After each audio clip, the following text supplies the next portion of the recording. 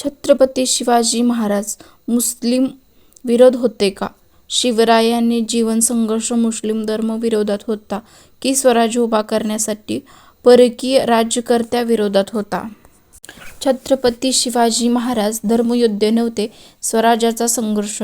आज काही लोक छत्रपती शिवाजी महाराजांना हिंदू विरुद्ध मुस्लिम या चौकटीत कोंबण्याचा प्रयत्न करतात. हा प्रयत्न केवळ इतिहासाचा अपमान नाही, तर शिवरायांच्या विचारांचा घाणेरडी विकृत आहे.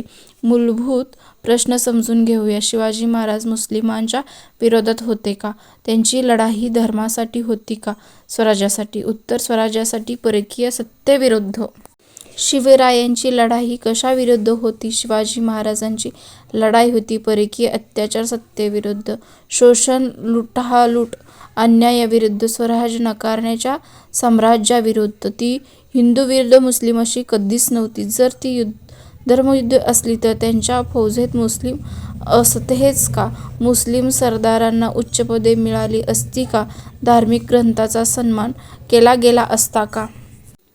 कुराणाबद्दल शिवरायांची भूमिका. महत्त्वाचा ऐतिहासिक संदर्भ.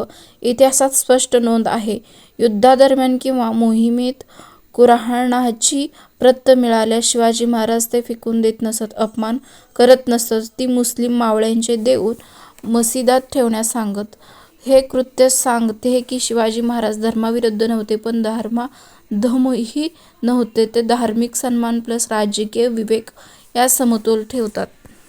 परकीय आक्रमण म्हणजे कोण? शिवाजी महाराजांच्या विरोधात असलेल्या सत्तामध्ये हिंदू आणि मुस्लिम दोन्ही सरदार होते. आदिलशाही मुघल दरबारातील काही हिंदू सरदार, मलिक अकबरच्या दरबारात हिंदू अधिकारी, राजा जयसिंग मुघल सेनापती हिंदू पण मुघल सेनेचा भाग, रायाजी निंबाळकर. सुरुवातीला विरोधात म्हणजे संघर्ष सत्तेविरुद्ध होता, धर्माविरुद्ध नव्हते. मग शिवाजी महाराज धर्माविरुद्ध होते का? नाही, पण ते नक्की होते धर्माच्या नावाखाली अन्यायाचे विरोधक, देवधर्म वापरून सत्ता टिकवणाऱ्या शासकांचे शत्रू, माणसाला धर्मापेक्षा मोठा मानणारा राजा.